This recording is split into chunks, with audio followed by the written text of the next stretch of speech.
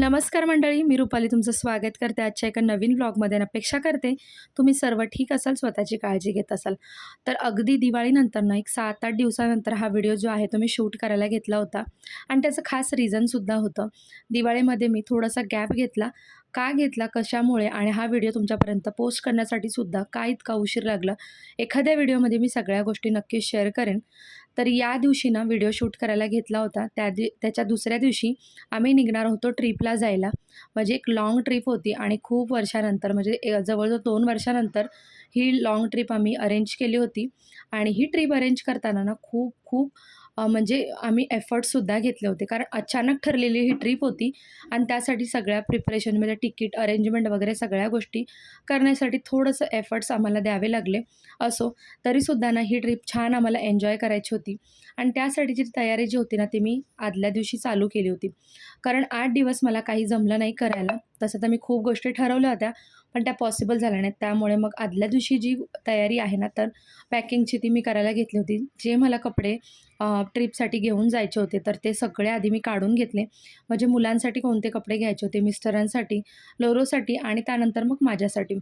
तर काही नवीन कपडे वगैरे मी जे शॉपिंग केले होते, म्हणजे खरेदी केले होते, तर ते वॉश वगैरे करून मी 8 दिवसामध्ये सगळं रेडी ठेवलं होतं. आणि बाकीचे जे आधीचे कपडे होते, तर ते सगळे मी आता इथे काढून घेतलेले आहेत.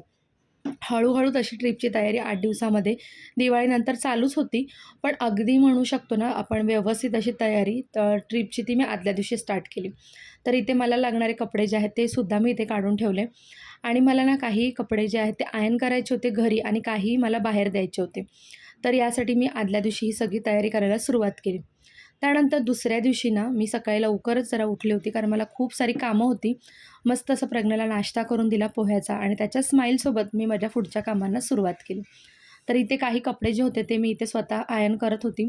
कारण मला असं वाटत होतं की ते बाहेर देण्यात काही अर्थ नाही. उगाचचे पैसे लागतील आणि आपल्याला इतकी फार काही कडक इस्त्रीची गरज नाही आहे. म्हणजे नॉर्मल टी शर्ट्स वगैरे, माझे कपडे वगैरे जे असे होते, ज्याला खूप कडक इस्त्रीची गरज नव्हती, ते मी घरच्या घरी प्रेस करू शकले असते. म्हणून मग मी ते करायला घेतले आणि थोडेफार मी ते प्रेसही केले. त्यानंतर मग मिस्टर आले.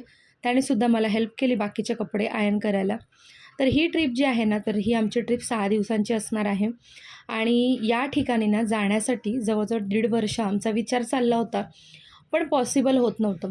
कारण आपला योग आल्याशिवाय ना आपल्याला कुठेही जाता येत नाही आणि काहीही आपल्या आयुष्यात घडत नाही. तर इथे लोलो बघा आयर्न करताना आला होता आणि तो नंगू-पंगू होता म्हणून त्याला म्हटलं, "तू जा, मी ते व्हिडिओ शूट करते." आणि तो लगेच गेला. बघा मुलं किती समजदार असतात, त्यांनाही कळतं. आणि त्यानंतर इथे माझी बाकीची जी कामं आहेत ती मी कंटिन्यू करायला घेतली. तर आजच्या व्हिडिओमध्ये ना मी माझी थोडीशी ट्रिपची तयारीसुद्धा तुमच्यासोबत शेअर करणार आहे. तर बाकीचे कपडे जे होते माझे आयर्न करून झाले. मिस्टरही खालून जे इस्त्रीला कपडे दिले होते तेही घेऊन आले आणि थोडेफार राहिलेले त्यांनी मला मदत केली. तर अशा प्रकारे फायनल माझे सगळे कपडे जे होते ते आयर्न करून झाले. आता फक्त एक फायनल पॅकिंग बाकी होती. इथे लोलाला ज्यूस पियायचा होता आणि तो त्याच्या फ्रेंडला घेऊन आला होता ज्यूस पिण्यासाठी. सो पटकन मला त्याला ज्यूस बनवून द्यायचं होतं. तसंही हे ऑरेंजेस काही मी येईपर्यंत राहिले नसते आणि मला सोबत कॅरी करायला पण थोडे डिफिकल्ट वाटले. म्हटलं कशाला उगाच एवढं आपण घेऊन जायचं. आणि लोलाला ना नुसते ऑरेंज आहेत ते खायला आवडत नाहीत. म्हणजे ज्यूस वगैरे जर लिक्विड फॉर्ममध्ये दिला तरच तो एन्जॉय करतो आणि खातो. तर इथे ना हे एक ज्युसर आहे. ज्युसर नाही म्हणू शकत, खरं तर माझा एक ज्युसर होता. त्याच्या ह्या वरचं हे भांडं होतं. ज्युसर माझा खराब झाला. सो मी त्याला ना डिस्कार्ड केला. पण त्याच्यावरचं हे जे होतं ना भांडं, तर ते मी ठेवून घेतलं नेटचं. ज्याने आपण ना ज्यूस जो आहे ना तो काढून घेऊ शकतो हाताने मॅन्युअली. खरं तर हा इलेक्ट्रिक ज्युसर होता. पण ह्याला मी मॅन्युअली असा प्रकारे यूज करते आणि खूप इझिली ना संत्री, मोसंबी ह्याचा ज्यूस ना निघून जातो आणि मला खरंच फायदेशीर ठरतो आणि स्पेससुद्धा खूप कमी घेतो. त्यामुळे मी याला ठेवून घेतलेला. तर फायनली माझे सगळे ऑरेंजेसचा ज्यूस काढून झाला होता आणि लोलोचा मित्र, त्यानंतर मग एक प्रज्ञेचा मित्रसुद्धा आला. तर त्यांना सगळ्यांना मी ते ज्यूस सर्व्ह केला. त्यानंतर मी गेली पार्लरला हेअर कट करण्यासाठी आणि अशा प्रकारे बघा मी हेअर कट केलेला आहे. थोडासा वेगळाच आहे. स्टेप, लेयर, काही मिक्स कट वगैरे तिने दिलेले आहेत. म्हणजे माझे केस जे आहेत थोडेसे पातळ असल्यामुळे पार्लरवाली जी होती तर तिनेच डिसाईड केला आणि अशा प्रकारे माझा हेअरकट तिने केला. तर थोडंसं ग्रोथही वाटत होता आणि सारखं माझं आरशात बघणं चाललं होतं. कारण बऱ्याच दिवसानंतर मी हेअरकट केला होता आणि तो कसा दिसतोय, माझ्यावर सूट होतोय की नाही, या सगळ्या गोष्टी मी बघण्यात खूप जास्त स्वतःला बिझी केलं होतं आणि त्यानंतर मग मी लागली पुढच्या कामांना.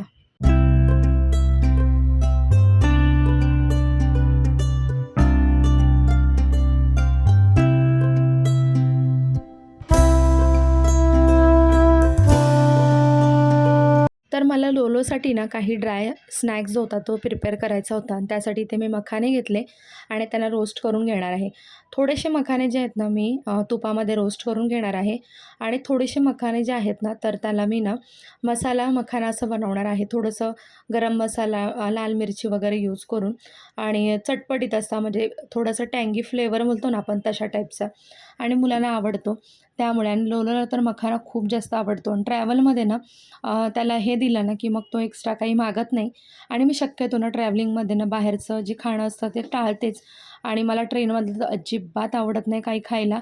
त्यामुळे मला जर आवडत असेल तर मी बाहेरूनच ड्राय स्नॅक्स घेते किंवा मग बाहेरून इथून आपल्या लोकल शॉपमधून काही परचेस करून घेते. तर इथे मी आता मखाने जे आहेत ते रोस्ट करून घेणार आहे आणि बाकीचे जे अर्धे मखाने आहेत त्यांना मी टँगी फ्लेवर देऊन मस्त असे रोस्ट करणार. सगळे मी मखाने आधी भाजून घेणार आहे तुपामध्ये.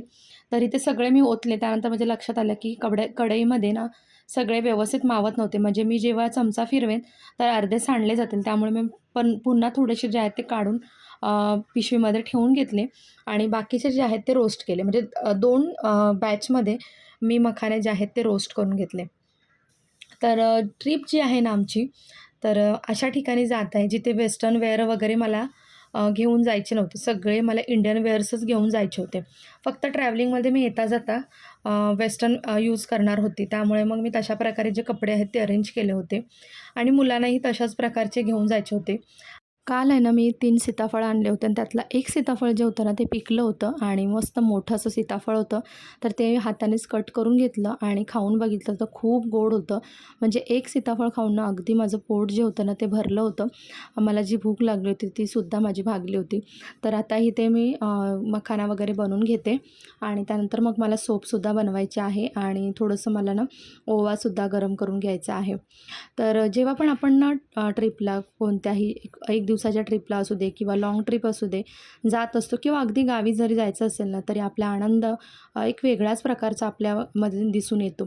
कारण आपण खूप एक्सायटेड असतो, रोजच्या रुटीनला कंटाळलेलो असतो आणि आपल्याला काहीतरी चेंज पाहिजे असतं आणि त्यासाठी खूप जास्त आपण एक्सायटेडसुद्धा असतो. तर माझंसुद्धा असंच झालं की काय करू आणि काय नको. पण यावेळेला मी ठरवलं की थोडं ड्राय स्नॅक्स वगैरे थोडंसं कमी न्यायचा प्रमाणात, कारण दरवेळेला खूप नेते आणि तो काही संपला जात नाही आणि तो पुन्हा घरी रिटर्न येतो. त्यामुळे मी ते थोडंसंच ज्या गरजेच्या गोष्टी आहेत त्याच घ्यायचं ठरवलं. तर इथे ओवासुद्धा मी ड्राय रोस्ट करून घेते, कारण प्रवासात आपण बाहेरचं खाल्लं जातो आणि त्याच्यामुळे ना गॅस वगैरे होण्याचं किंवा पोटदुखीचा वगैरे त्रास होऊ शकतो आणि त्यासाठी म्हणून मी ते ओवा जो आहे तो कॅरी करते. म्हणजे मी सुद्धा खाते, मिस्टरांनासुद्धा देते आणि लवला तर खूपच आवडतो. तो डेलीमध्ये सुद्धा ओवा खात असतो कारण त्याला तो प्रचंड आवडतो. आणि त्याचबरोबर ना इथे दिवाळीमधले काही शंकरपाळे वगैरे होते ते सुद्धा उरले होते.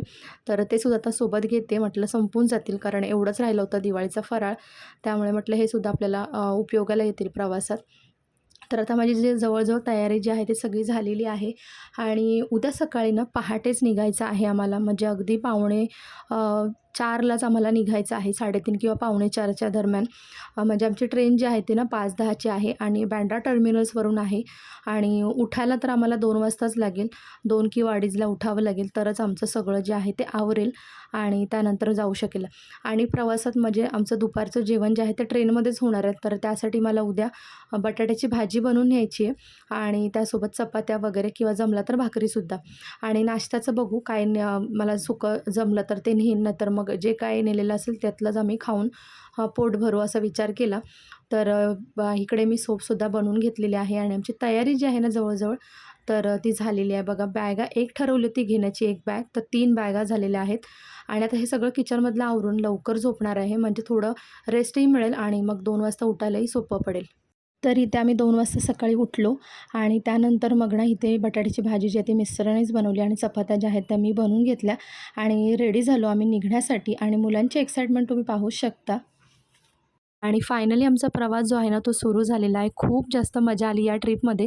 सगळ्याच गोष्टी शेअर करेन. ब्लॉग कंटिन्यू पहा, कारण पुढचे 5-6 दिवस ना सगळे ट्रिपचे ब्लॉग येणार आहेत. तर चला पुन्हा भेटू एक छानशा व्हिडिओसहित.